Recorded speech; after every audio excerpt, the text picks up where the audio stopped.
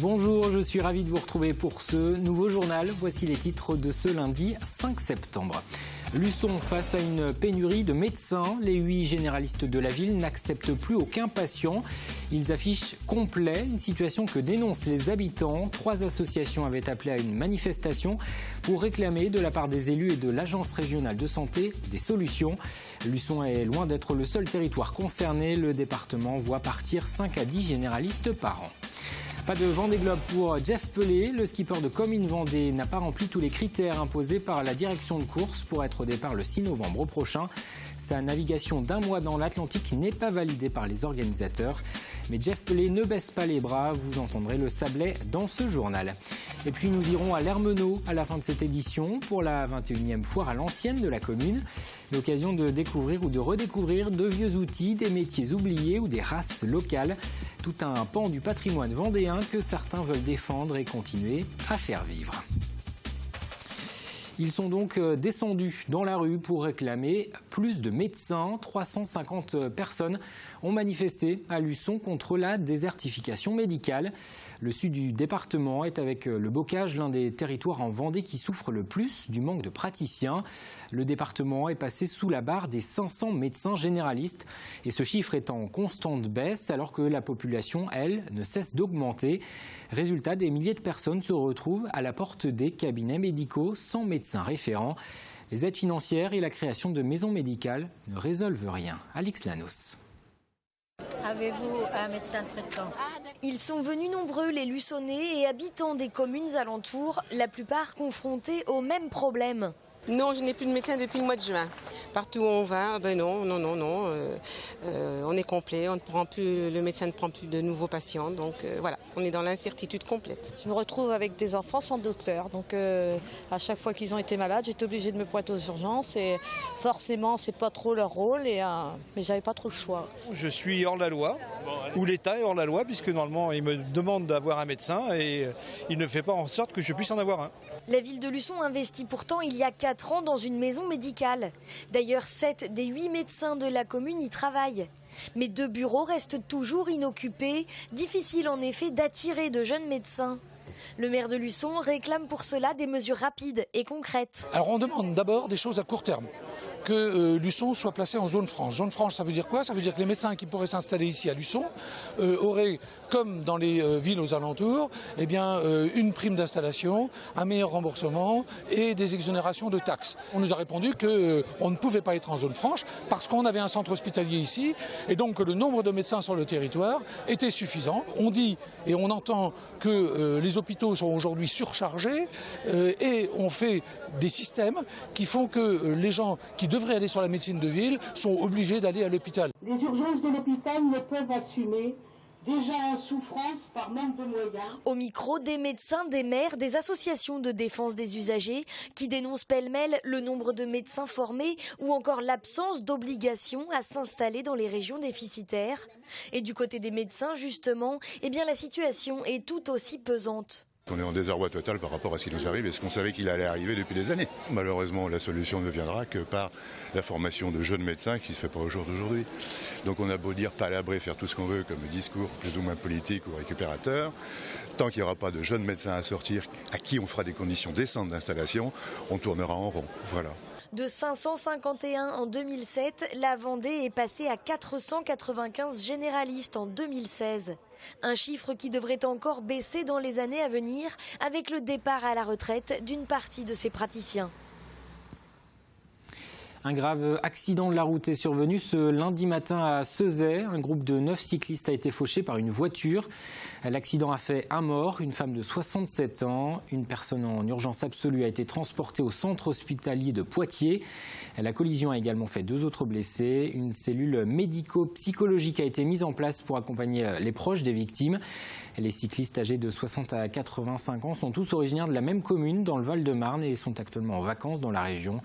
Depuis le début de l'année, 36 personnes ont été tuées sur les routes vendéennes. C'est 14 de plus que l'an passé à la même époque. Parlons à présent de la rentrée avec d'abord les dernières décisions concernant la carte scolaire dans les écoles publiques du département. 11 ouvertures de classes ont été actées. Cela concerne principalement les écoles élémentaires lyonnaises. L'Angelmière, Léonce Gluard, Jean Yol ou encore Pont-Boileau bénéficient d'un poste d'enseignant supplémentaire, tout comme les écoles de Véret ou du Perrier. En revanche, 8 fermetures de classes ont été décidées. Cela touche entre autres l'école primaire de Jars-sur-Mer, de Sainte-Cécile, de Saint-Hilaire-des-Loges et des Épaisses, mais aussi Beauvoir-sur-Mer. Enfin, certaines mesures envisagées ont été annulées. À Talmont-Saint-Hilaire, à l'école du Perret, une classe devait fermer. Finalement, elle a rouvert. Classe maintenue aussi à Notre-Dame-de-Riez.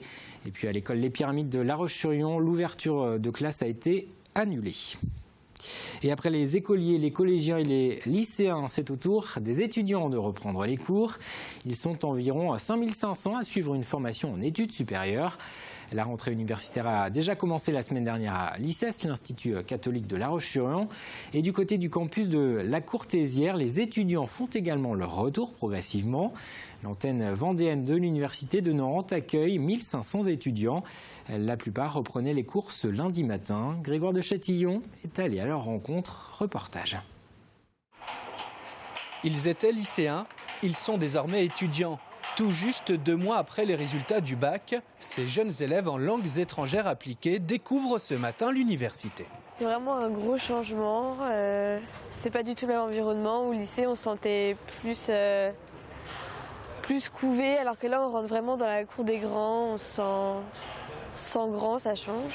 Le lycée, ça commençait à être un peu toujours la même chose. Donc là, de changer, ça fait du bien. C'est de nouvelles expériences, c'est du nouveau monde. On voit qu'on nous laisse un peu plus d'autonomie et on devient un peu plus responsable. Donc c'est bien. Eux connaissent déjà l'université. Les voilà en 2e année d'IUT. Donc là, c'est à vous de vous organiser, c'est à chacun de faire son planning.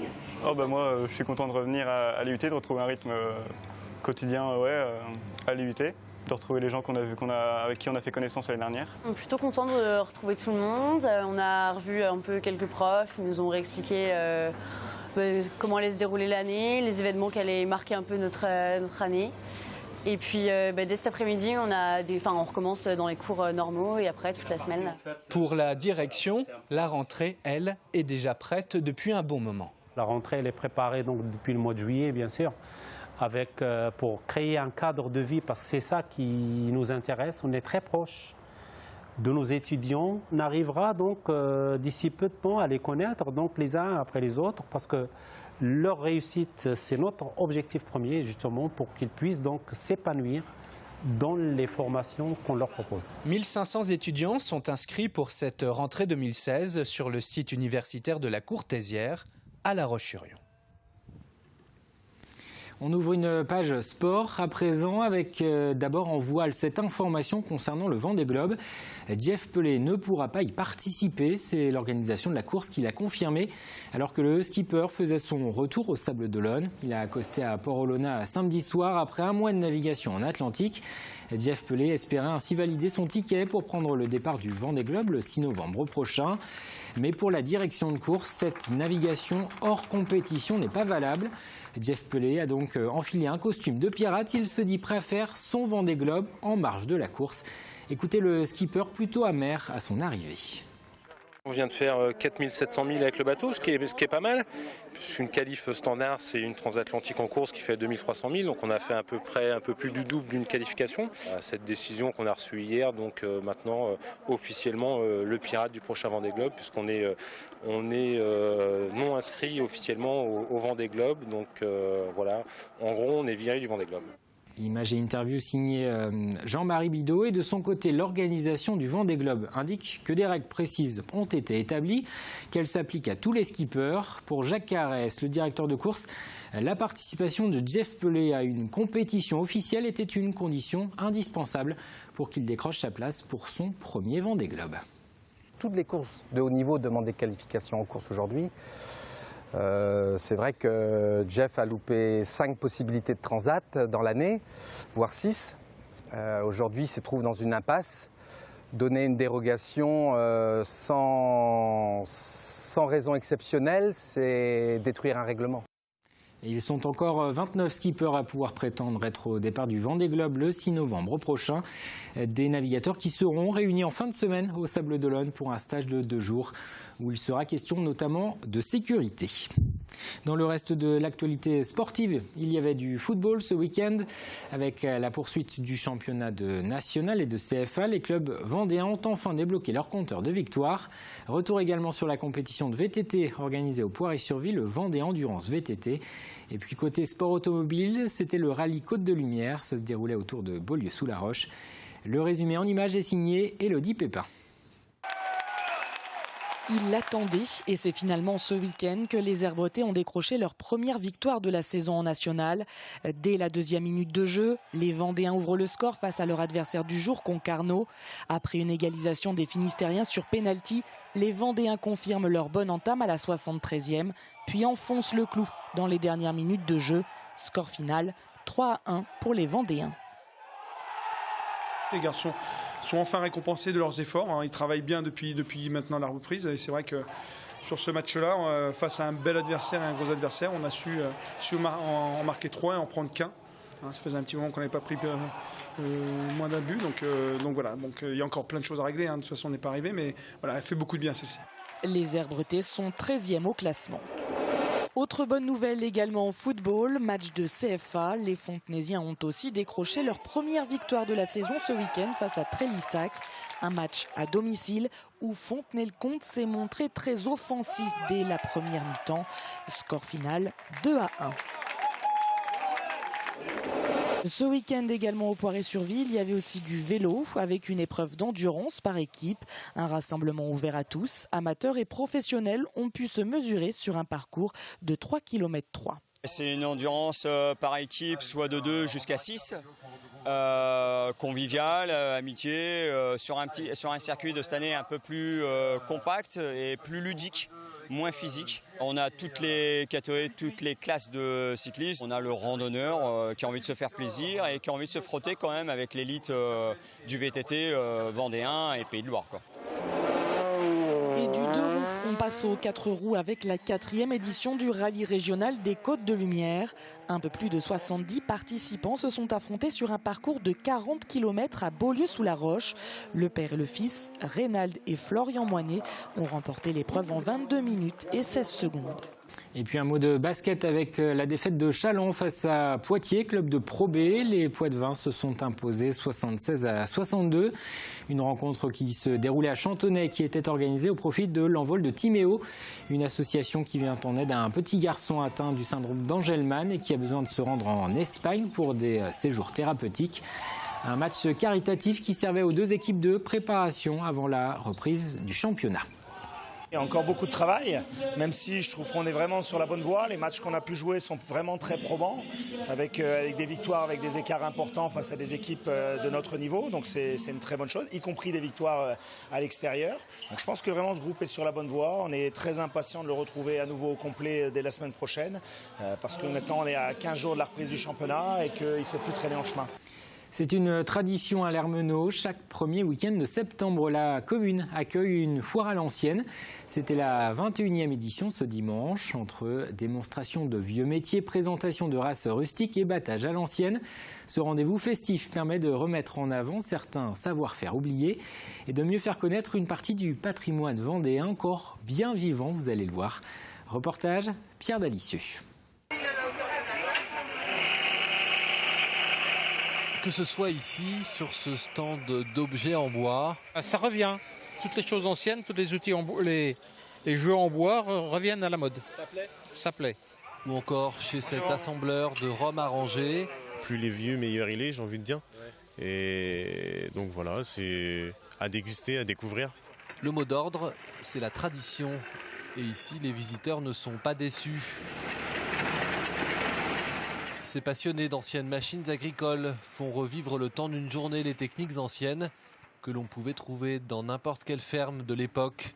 C'était l'occasion de montrer un petit peu comment ça se passe, comment ça se passait dans le temps, quoi. C'est surtout pour les enfants, c'est vrai que voilà, c'est quelque chose que nous on a pu connaître quand on était enfant avec les parents, les grands-parents, mais ça se perd un peu. C'est vrai que de plus en plus on va dans les villes et voilà. Un peu plus loin, ce sont les animaux de race ancienne qui sont à l'honneur. Un petit salon de l'agriculture où l'on peut trouver des races oubliées que quelques passionnés ont décidé de faire revivre et de transmettre au grand public. Moi je suis passionné, donc c'est ma passion, donc passionné d'animaux, passionné de plantes. Et du coup c'est de le faire partager et puis c'est aussi de faire en fait, que les personnes puissent continuer à élever des animaux pour eux, pour le plaisir. Voilà.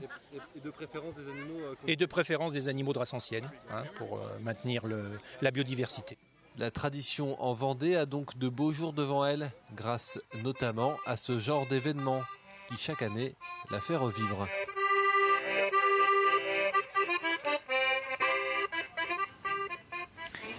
Comme chaque lundi, on jette un coup d'œil à l'agenda de la semaine. Parmi les principaux rendez-vous de ces prochains jours, le début des Jeux paralympiques de Rio. La cérémonie d'ouverture aura lieu ce mercredi, 2 semaines et demie après la fin des JO. C'est au tour des athlètes en situation de handicap de se mesurer, de tenter de décrocher une médaille. La délégation tricolore compte 126 athlètes, dont 3 Vendéens. Le champion de tennis fauteuil Stéphane Houdet, la nageuse lyonnaise Anaëlle Roulet et la paratriathlète Gladys Lemoussu. Jeudi, ce sera jour de grève dans l'éducation nationale. Les syndicats appellent à manifester pour protester contre la réforme du collège qui est entrée en vigueur en cette rentrée. Une manifestation est prévue en début d'après-midi, place Napoléon à La Roche-sur-Yon. Vendredi et jusqu'à dimanche, Landevieille accueille la plus grande fête agricole en plein air d'Europe. Ce sont les terres de Jim. Après Metz et Bordeaux, c'est donc la Vendée qui a été choisie pour accueillir cette 3e édition. Au programme, la finale nationale de labour ou encore le concours de la race partenaise. Près de 100 000 personnes sont attendues. Vendredi débutera également à Châlons la foire des Minets. Ce sera la 62e édition de ce rendez-vous économique et commercial. Pendant 5 jours, plus de 250 exposants seront réunis. L'invité d'honneur cette année, c'est la Savoie. Enfin, dimanche, les Meules Bleues montent à Paris. Le rendez-vous lancé par Philippe Mindron contre la morosité économique s'exporte pour la première fois dans la capitale. Les chefs d'entreprise vendéens et leurs mobylettes vont descendre les Champs-Élysées avant de passer devant la Tour Eiffel. C'est un prologue avant le Grand Prix de la Meule Bleue qui aura lieu entre les Sables-d'Olonne et Saint-Hilaire-de-Riez le 24 septembre prochain. Et autre rendez-vous à noter dans vos agendas, c'est le retour de la grande émission présentée par Adèle Fugère. Première émission de la saison ce mardi, il sera question de tourisme et du bilan de la saison estivale en Vendée. La grande émission qui accueillera cette année de nouveaux visages, de nouveaux chroniqueurs qui parleront notamment de web et de bande dessinée. La grande émission, c'est à retrouver tous les jours du mardi au vendredi à partir de 18h05. Un mot de la météo, ce sera une journée plutôt agréable ce mardi avec quelques bancs de brouillard en début de matinée. Ensuite, retour du soleil et les températures repartent à la hausse, 14 à 16 degrés pour les minimales. Les maxis seront comprises entre 23 et 32 degrés d'est en ouest. Fanny Poirier vous en dit plus dans un instant. Et on referme cette édition en images et en musique avec Facessi. Le festival de Mouilleron-le-Captif a accueilli ce week-end environ 12 000 personnes au parc de Beaupuy. Une 19e édition qui s'est refermée ce dimanche soir par un show pyro-musical associant d'un côté l'artificier vendéen Jacques Couturier et de l'autre le DJ The Avener. On se quitte sur ces images. Moi j'aurai le plaisir de vous retrouver demain pour un nouveau journal.